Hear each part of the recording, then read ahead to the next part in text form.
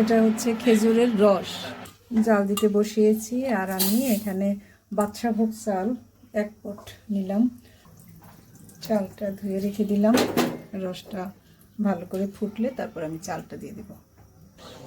রসটা জাল হতে থাক, অনেক সময় লাগবে। এটা অনেকটা কমলে তারপর আমি এই চালটা দেব। যে দেখেন রসটা কিন্তু লাল হয়ে গেছে। এবার আমি চালটা দিয়ে দিই, কারণ এই রসের মধ্যেই চালটা সিদ্ধ হবে।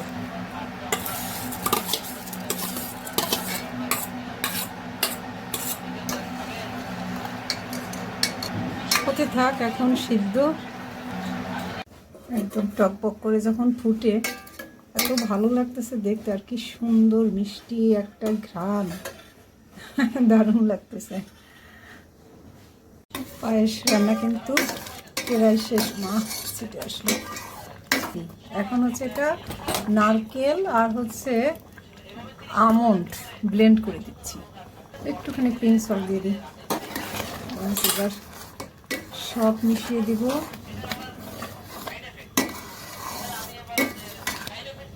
একটুখানি ঘি দিয়ে দিই। ব্যাস আমার পায়েস কিন্তু রেডি। আর একটু হবে।